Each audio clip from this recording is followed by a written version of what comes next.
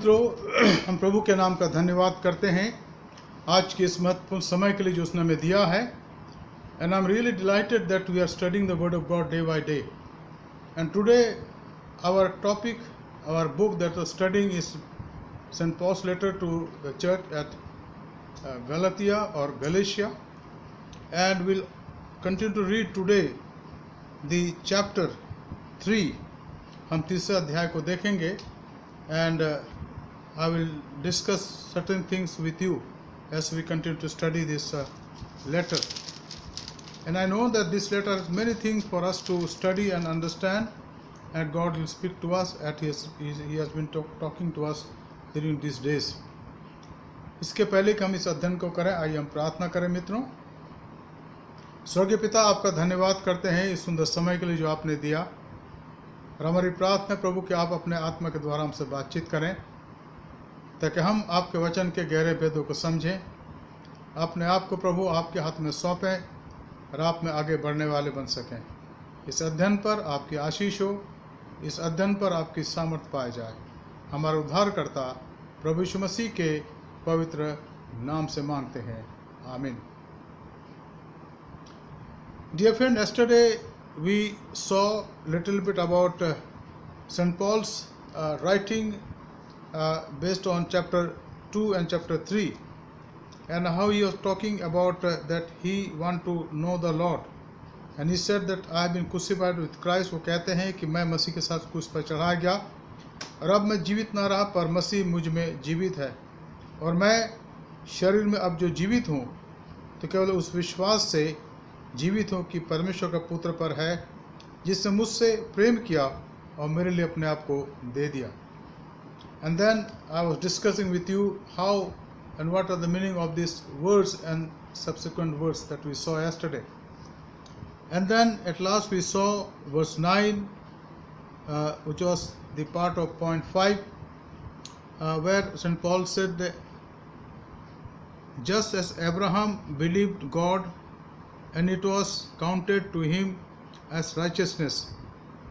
And then we discussed a little bit about how it was counted for Abraham as his righteousness, because he believed in God without seeing everything that was to take place in future. And he believed. God took him outside and he told him to see the sky, toward the sky, and count those stars, which are not to be counted by any human being. It is beyond our understanding, beyond our comprehension. And therefore he simply believed God, that God who says all the things, He will make it, bring it into possibility. परमेश्वर पर उसने विश्वास करा कि जो कह रहा है उसको पूरा करेगा, और उसका ये विश्वास परमेश्वर के लेखे में धार्मिकता गिनी गई। और हमने ये भी देखा कि जो यीशु मसीह पर विश्वास करते हैं वो आध्यात्मिक रूप से इब्राहिम के वंशज हो जाते हैं, उसके पुत्र और पुत्रियां बन जाते हैं। आज हम आगे देखेंगे तीसरा अध्याय गलतियों के उसके 10 पद से, जो पहली बात यहाँ पर है 10 पद में। इसलिए जितने लोग व्यवस्था के कारण के कामों पर भरोसा रखते हैं वे सब शाप के अधीन हैं, क्योंकि लिखा है कोई व्यवस्था की पुस्तक में लिखी हुई सब बातों के कारण में स्थिर नहीं रहता, वो शापित है। मतलब यह है कि अगर हम व्यवस्था को मानने की बात करते हैं तो हम हर बात को मानने और उस पर स्थिर रहने की आवश्यकता। अगर हम कहीं गिर जाते हैं तो हम व्यवस्था के उल्लंघन करने वाले कहलाते हैं। यह लिखा है, पर बात यह है, प्रकट है कि व्यवस्था के द्वारा परमेश्वर के यहाँ कोई धर्मी नहीं ठहरता, क्योंकि धर्मी जन व्यवस्था पर विश्वास से जीवित रहेगा। तो यहाँ पर हम इन बातों को देखते हैं, और मैं चाहूँगा कि हम कुछ पदों को पढ़ें, अन्य तरह भी देखें कि यहाँ पर क्या लिखा है और प्रभु का वचन हमसे आज क्या कहना चाहता है। मैं चाहूँगा आप मेरे साथ निकाल लें रोमियो की पत्री उसका 2 अध्याय, जहाँ व्यवस्था के बारे में रोमियो के पत्री में संत पौलुस खुद कहते हैं, क्या कहते हैं, 2 अध्याय उसके 12 पद से। इसलिए जिन्होंने बिना व्यवस्था पाए पाप किया वे बिना व्यवस्था के नष्ट भी होंगे, और जिन्होंने व्यवस्था पाकर पाप किया उनका दंड व्यवस्था के अनुसार होगा, क्योंकि परमेश्वर के यहाँ व्यवस्था के सुनने वाले धर्मी नहीं, पर व्यवस्था पर चलने वाले धर्मी ठहराए जाएंगे। फिर जब अन्य जाति लोग जिनके पास व्यवस्था नहीं स्वभाव ही से व्यवस्था की बातों पर चलते हैं, तो व्यवस्था उनके पास ना होने पर भी वे अपने लिए आप ही व्यवस्था हैं। वे व्यवस्था की बातें अपने अपने हृदय में लिखी हुई दिखते हैं या दिखाते हैं, और उनके विवेक भी गवाही देते हैं, और उनके विचार परस्पर दोषी लगाते या उन्हें निर्दोष ठहराते हैं। अब यहाँ पर जो व्यवस्था की बात की गई, लिखित और अलिखित व्यवस्था, यहाँ पौलुस कहते हैं कि बहुत से लोग जो अन्य जाति हैं, पर उनमें से बहुत से लोग हैं जो नैतिक रूप से अच्छे से चलते हैं, मानो वो अनदेखे अनजाने में व्यवस्था को पूरा कर रहे हैं। और ऐसे आज भी संसार में बहुत से लोग हैं, हमारे देश में भी बहुत से लोग हैं जिनका नैतिक जीवन बहुत अच्छा जीवन है, ईमानदार लोग हैं, मेहनती लोग हैं और विश्वास योग्य लोग हैं, और हम उनका सम्मान करते हैं और उनको धन्य कहते हैं, पर उनके पास कभी व्यवस्था नहीं पहुंची। पौलुस यहाँ यही तो कहते हैं कि क्योंकि परमेश्वर के यहाँ व्यवस्था के सुनने वाले धर्मी नहीं, पर व्यवस्था पर चलने वाले धर्मी ठहराए जाएंगे। फिर भी जब अन्य जाति लोग जिनके पास व्यवस्था नहीं स्वभाव ही से व्यवस्था की बातों पर चलते हैं, तो व्यवस्था उनके पास ना होने पर भी वे अपने लिए आप ही व्यवस्था। और हमारे देश भारतवर्ष में से बहुत से हजारों लाखों लोग हैं जो इन बातों को करते हैं, व्यवस्था नहीं जानते हैं, लेकिन अपने जीवन के अंदर वो उस भय से जीवन व्यतीत करते हैं। वो इस देखते हैं कि भाई उनके जीवन से कभी पाप ना हो जाए, किसी जीव की हत्या ना हो जाए, उनके जीवन से अनजाने में कोई ऐसी बात ना हो जाए जो किसी के लिए दुख और तकलीफ का कारण हो। अन्य शब्दों में वो अनजाने में व्यवस्था को मानते हैं। लेकिन यहाँ पर जो विचार है उसको समझे यहाँ पर यहाँ लिखा है 12 पद में, जैसे मैंने पहले पढ़ा, इसलिए जिन्होंने बिना व्यवस्था पाए पाप किया वे बिना व्यवस्था के नष्ट भी होंगे, और जिन्होंने व्यवस्था पाकर पाप किया उनका दंड व्यवस्था के अनुसार होगा। तो व्यवस्था के द्वारा पाप की पहचान होती, इसको हमने पहले देखा था, और इसको हमें समझना जानने की आवश्यकता है। For all who have sinned without the law will also perish without the law, and all who have sinned under the law will be judged by the law. Now, another thing here. For it is not the hearers of the law who are righteous before God, but the doers of the law who will be justified. व्यवस्था का हमें दिया गया तो हमें उसको सुनने और मानने की आवश्यकता है, इसमें कोई दो राय नहीं है। आगे लिखा है, for when Gentiles who do not have the law by nature do what the law requires, they are a law to themselves, even though they do not have the law. Gentiles and pagans. Some of these people among Gentiles and pagan people, their life was good, and even today also they live a moral and good life. Do not steal, do not cheat, be sober, be polite, and be faithful in your life, and they do that. But for them there is no law, but their nature, their character, and their way of life is itself in law, St. Paul says, and it is there even now also. But the message is that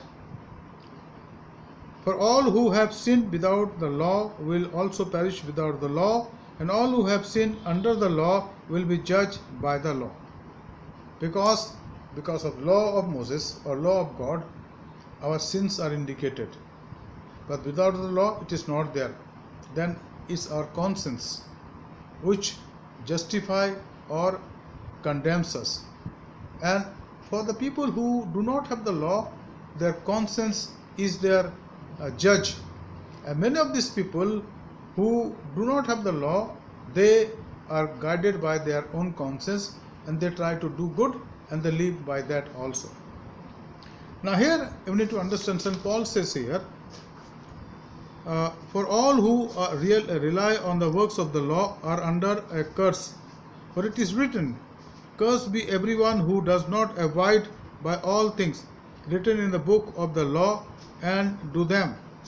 Now it is evident that no one is justified before God by the law, for the righteous shall live by faith. Again the same point comes here, that anyone who trusts in God is reckoned righteous before God by his faith and not by the law of God. And that need to be understood and need to be understood clearly. So this is the second point, that but the law is not of faith. Rather, the one who does them will live by them. When someone live by the law, he continue to live by them. But in front of God, his any judge, any deed of righteousness will not be counted as the medium or the way for his salvation. It is not possible, because a person cannot do exactly as per the law everything.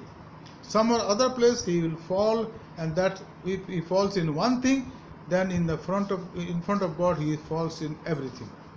And therefore we need to understand this point very very clearly. यहाँ लिखा है, पर व्यवस्था पर विश्वास से कोई संबंध नहीं, क्योंकि उसको जो उसको मानेगा वह उसके कारण जीवित रहेगा।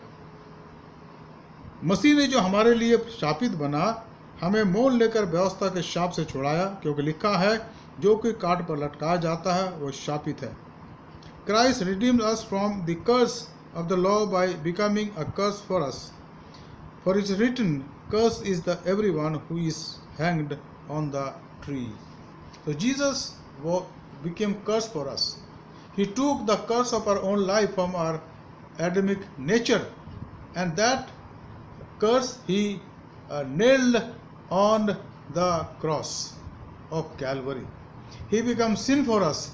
So when we trust him, his righteousness is given to us, and we are reckoned as righteous people in sight of God. And this is important. तीसरी बात यहाँ लिखा है, 14 पद में लिखा है, so that in Christ Jesus the blessing of Abraham might come to the Gentiles, so that we might receive the promised Spirit through faith. यहाँ लिखा है, इसलिए हुआ कि अब्राहम के आशीष मसीह यीशु में अन्य जातियों तक पहुँचे। अभी आशीष अन्य जातियों तक कैसे पहुँचती है? क्योंकि यीशु मसीह की मृत्यु जो है वो केवल यहूदियों के लिए नहीं, पर संपूर्ण जाति के लिए। For God so loved the world that he gave his only begotten Son, so that whosoever believes him should not perish but have eternal life. और साफ साफ लिखा है कि परमेश्वर का जो वरदान है, जो गिफ्ट है, जो उपहार है, वो संसार के सब लोगों के लिए, ताकि जो कुछ उस पर विश्वास करे वो नाश ना हो लेकिन अनंत जीवन प्राप्त करे। इसलिए संत पौलुस को प्रभु ने, परमेश्वर ने मिशनरी बनाया अन्य जातियों के लिए, पेगन्स के लिए, कि उनमें जाकर प्रचार करें। और जब वो विश्वास करने लगे तो यहूदियों में से कुछ ने कहा कि भाई उनका खतना भी होना चाहिए मेल का। तो पौलुस कहता है ऐसा नहीं, क्योंकि इसके बारे में जब जेरूसलम काउंसिल हुई तो संतों ने और प्रेरितों ने बहुत अच्छे से निर्णय लिया कि 4 बातें, जिसको मैंने आपको कई बार कहा। क्या क्या 4 बातें हैं? मूर्ति पूजा से बचे रहो, गला घोटे के मांस से बचे रहो, लहू से बचे रहो और व्यभिचार से बचे रहो। 4 बातें, 4 बातों से बचे रहो। और अगर ये करते हो तो परमेश्वर तुमसे प्रसन्न है और परमेश्वर की महिमा तुम्हारे द्वारा होती है। यहाँ पर कहीं पर भी लॉ की बात नहीं आई या मूसा की व्यवस्था की बात नहीं है। और वहाँ लिखा है कि अगर आप पढ़ें प्रेरितों काम के 15 अध्याय में और आगे पीछे देखें तो लिखा है कि बहुत विवाद हुआ, बहुत दिन तक, कई दिन तक वाद विवाद होता रहा कि क्या करें। और ये निचोड़ निकला, उस निचोड़ के अंदर निश्चित रूप से पवित्र आत्मा का हाथ था। और उसने बता दिया कि प्रभु यीशु मसीह पर विश्वास अब सब कोई करेंगे, अन्य जाति करेंगे, मूर्ति पूजा करेंगे और यहूदी भी करेंगे। इसलिए जो मापदंड है वो 4 बातों में आधारित है कि तुम मूर्ति पूजा से बचे रहो, गला घोटे होकर मांस से बचे रहो, लहू से परे रहो और व्यभिचार से बचे रहो। 3 कार्य तुम्हारे शरीर से बाहर और 1 कार्य तुम्हारे शरीर के अंदर। अगर इन बातों में तुम सावधान रहो तो प्रभु तुम्हें स्वीकार करता है और तुम्हारी धार्मिकता, तुम्हारी आराधना, तुम्हारी सेवा प्रभु स्वीकार करता है। अब मैं सोचता हूँ वो बात आज भी स्टैंड करती है। आज भी हमारे जीवन के अंदर हमें इन बात पर गौर करने और ध्यान देने की आवश्यकता है। चौथी बात है, लिखा है पद 15 में, हे भाइयों, मैं मनुष्य की रीति पर कहता हूँ, मनुष्य की वाचा भी जो पक्की हो जाती है तो ना कोई इसको टालता है और ना उसे कुछ बढ़ाता है। अतः प्रतिज्ञा इब्राहिम को और उसके वंशज को दी गई। वह यह नहीं कहता वंशों को, जैसा बहुतों के विषय में कहा, पर जैसे एक के विषय में कि तेरे वंश को वो मसीह है। अब इस बात को हमें जानने और समझने की आवश्यकता है। To give a human example, brothers, even with a man made covenant, no one annuls in or adds to it once it has been rectified. Now the promise were made to Abraham and to his offspring. It does not say and to offsprings, refers to many, but referring to one, and to your offspring who is Christ. Now यहाँ पर हम इस बात को अच्छे से समझना है। यहाँ पर वंशों की बात नहीं करेंगे, केवल कहा गया अब्राहम का वंश, और अब्राहम का विश्वास में वंश जो यहाँ पर बताया कि पौलुस कहते हैं मसीह अब्राहम का, और जो मसीह पर विश्वास करते हैं वो अब्राहम के वंश के लोग कहलाते हैं। आप और मैं, चाहे हम किसी भी बैकग्राउंड से आते हैं, किसी भी प्रदेश से आते हैं, किसी भाषा से आते हैं, कोई भी रंग हमारा, वो कोई इम्पोर्टेंट नहीं है। पौलुस कहता है कि प्रभु यीशु में सब बराबर हैं, और वो कहता है कि हम उसमें एक हैं। तो वो जो एक है वो है वंश। हम यीशु, हमारी जो पहचान है यीशु मसीह में, वो है, हमारी पहचान यीशु मसीह में, यीशु मसीह है। What is our identification in Christ? Our identification in Christ is Jesus Christ. We belong to him. हम उसके द्वारा, उसके लोग हैं, उसके द्वारा, उसके नाम से जाने जाते हैं। तभी तो कहा गया है मसीही, क्रिश्चियन और मसीह। There are many names today, even in Punjab and other places also. Their surname is Masih, or sometimes in Gujarat, Christian. The same thing.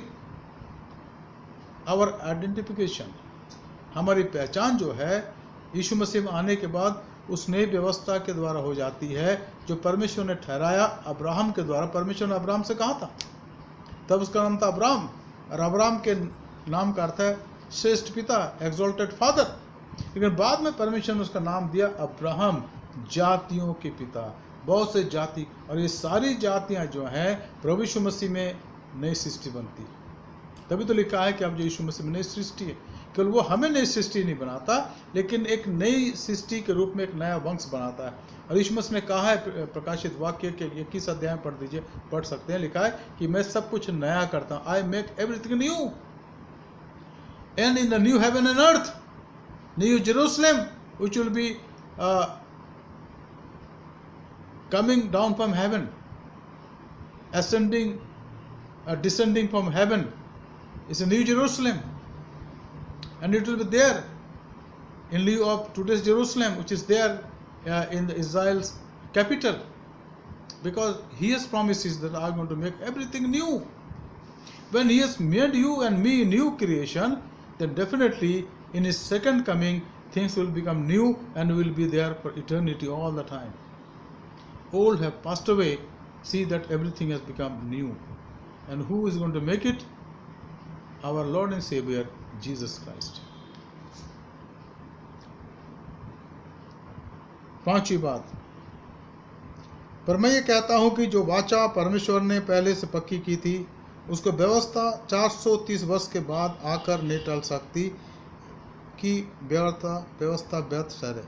क्योंकि यदि मिरास व्यवस्था से मिली है तो फिर प्रतिज्ञा से नहीं, परंतु परमेश्वर ने अब्राहम को प्रतिज्ञा के द्वारा दी है।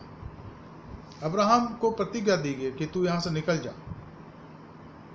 हारान से निकल गया, और वो कहाँ पहुँचा? प्रतिज्ञा के देश में पहुँचा, और वहाँ वो रहा तंबुओं में। 75 साल की उम्र में निकला और 100 साल तक रहा तंबुओं में। जो परमेश्वर ने कहा था कि ये जगह मैं तुझे दूंगा। आज जहाँ इस्राएल है वो प्रतिज्ञा की देश है।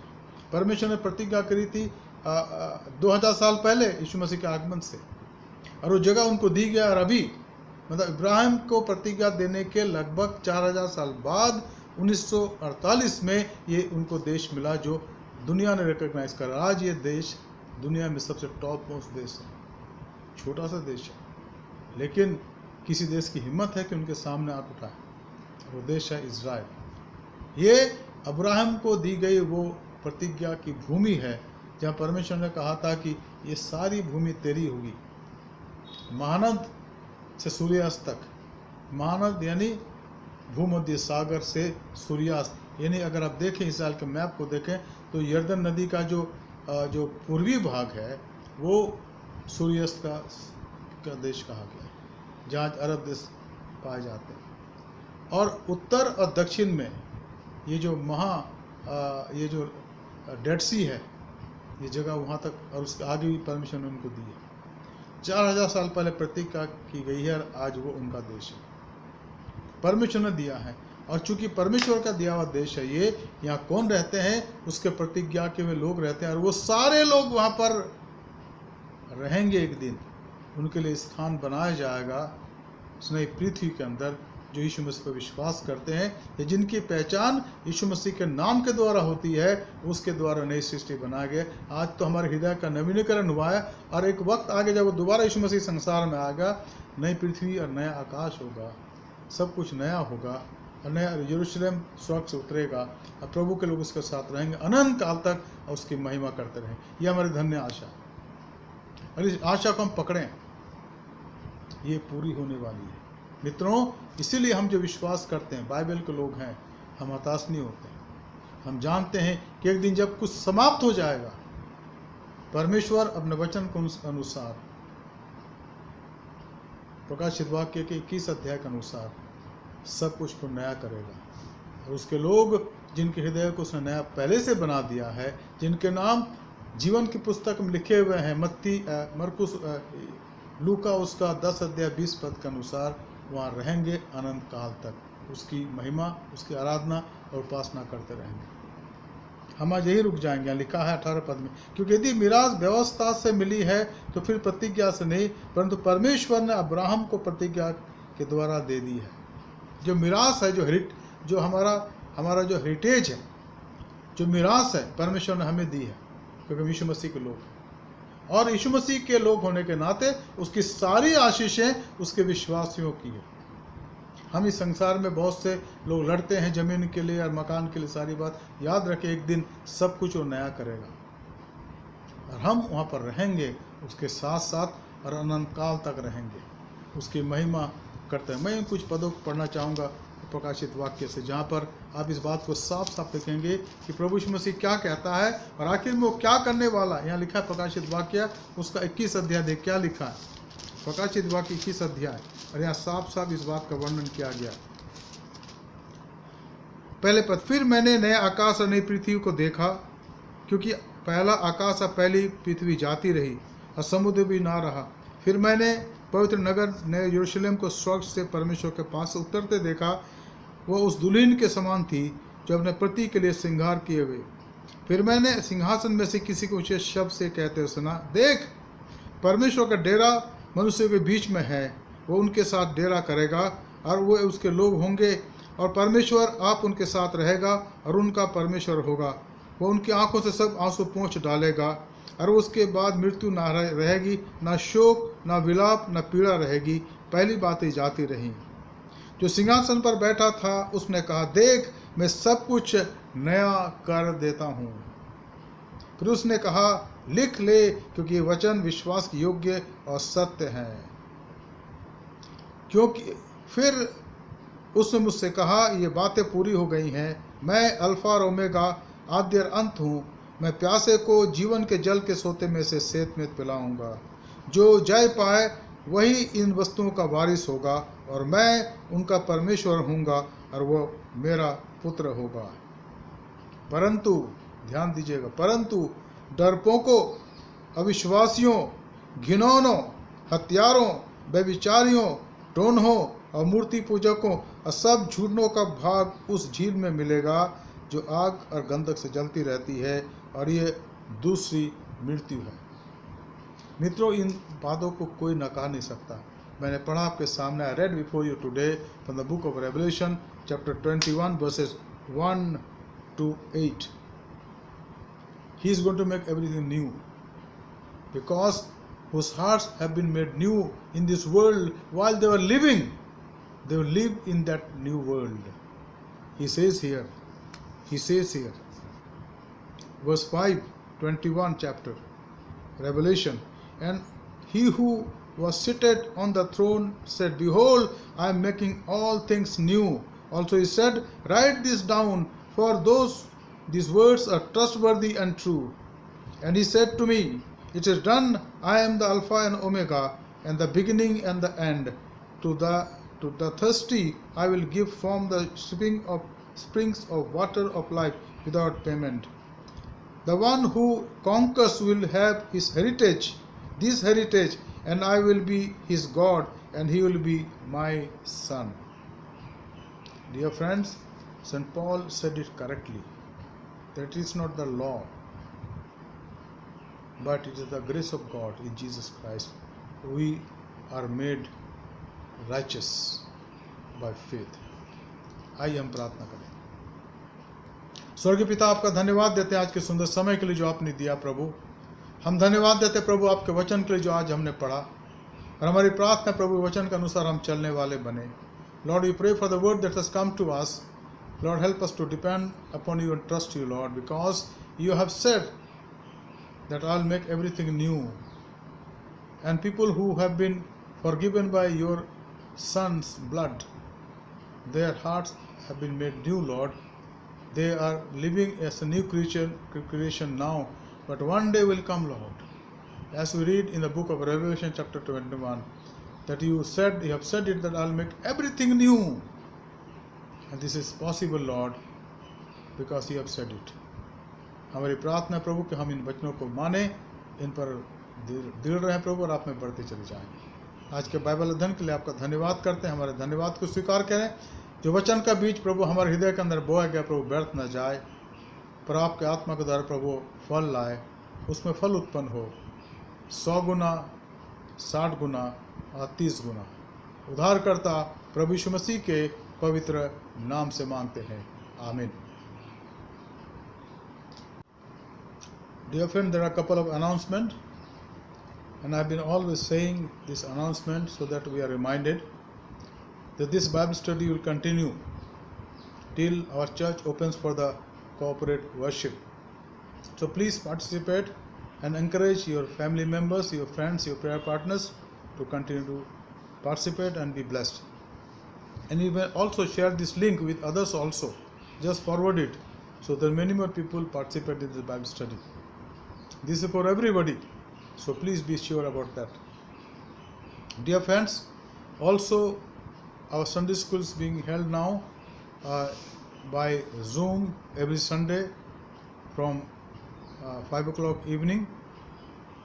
So I request all our children, the parents, please remember that your children will be ready every Sunday at 5 o'clock to follow the Zoom, which has been prepared by our beloved brother Dr. Vitra George, because he is our Sunday school superintendent. And please open their Zoom every Sunday at 5 o'clock and be part of that Sunday school. Also, MYF and WCS and Young Adult Fellowship, they are having their meeting. I request people who are connected with those groups, please youth, please contact Utkars, and Young Adult Fellowship, please contact Deuce, and WC sister, please contact Mrs. Wilson. So they will help you to be connected with the meetings of these particular groups. Also, I request all of us to pray for our country, which is passing through a very crucial time, crucial in terms of our physical problem. Please avoid mixing with others when you go out. Maintain social distance. About 3 feet you have to maintain, and then wear your mask, because this is very important, where you wear this mask, and this will give you protection. And very, very important, please wear when you go out, very important thing. And then don't go out for no work. If you have any work, only then you go out for shopping or to buy your grocery or vegetable. And then remember that you need to be very, very extra careful, because these days are very hard days, and it can create trouble for your family and you also. keep your house neat and clean, and try to drink little hot water, and see that you have eaten something. Don't be hungry and go outside, so that your immunization strength is there to fight with the virus, that is corona. So please remember that also. Let's pray, continue to pray for our countries, our president, our prime minister, our governors, chief ministers, MPs, MLAs, the police and the army, so that they are led by the Lord to bring development and growth in this country. Pray for our church, Matthew Church in India, and all the churches. Let's pray that God may continue to bless us. Let's pray for our Bishop Subhadsinh Mandal, Madam Sudipta Mandal, all our DSS, our pastors, our executive members, executive committee members of DRC, our executive secretary Reverend Sujit Das, our conference treasurer Reverend Varinder Kumar, all our beloved pastors and all the congregations, so that they continue to grow in the Lord, and in these hard days may God supply all our needs. I know, dear friends, it's very difficult because some of our church members are not even getting their salaries now, and some of them are getting their half salary, so we are not insisting, but I'm only saying that let's pray for them. Also, our church office is open every working day, that is Monday to Saturday, from 10:30 a.m. to 5:30 p.m. So please deposit your church fund, your tithe and your Sunday offerings in the church office, and get the receipt of our church. Dear friends, our church finance is going is okay. There's no any problem about it. God has been so faithful to us. So we are doing well as far as finance is concerned. Our dues are being paid, all the salaries are paid, and we praise the Lord for His grace and mercy. He is faithful all the time.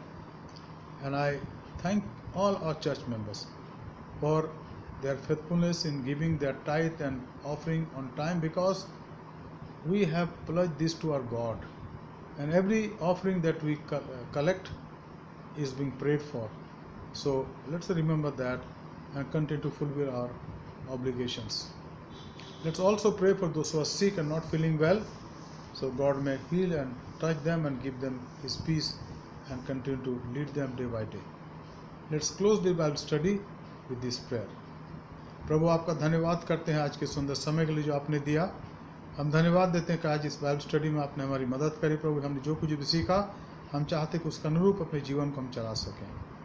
हमें सारे को आप संभाले, सहायता करें, हमारे धन्यवाद को स्वीकार करें, इस प्रार्थना को ग्रहण करें। उद्धारकर्ता प्रभु यीशु मसीह के पवित्र नाम से मांगते हैं, आमीन। आए हमारे बाप, तू जो आसमान पर है, तेरा नाम पाक माना जाए, तेरी बादशाहत आवे, तेरी मर्जी जैसे आसमान में पूरी होती है ज़मीन पर भी हो। हमारे रोज़ की रोटी आज हम बख्श दे, और जैसे हम अपने कसूरवारों को माफ़ करते हैं, तू भी हमारे कसूरों को माफ़ कर। हमें आजमाइश में ना ला, बल्कि बुराई से बचा, क्योंकि बादशाहत, कुदरत और जलाल हमेशा तेरी है, आमीन। अब हमारे खुदा यीशु मसीह का फजल, खुदा बाप की मोहब्बत, रूहुल कुद्दुस की इफ़ाक़त और शराकत हमें सारे के साथ इस समय और हमेशा तक होती रहे, आमीन। जीसस इज लॉर्ड, यीशु ही प्रभु है। आप सबों को शुभ रात्रि, good night to all of you. May God bless you and keep you safe under His mighty wings. Thank you. Praise the Lord.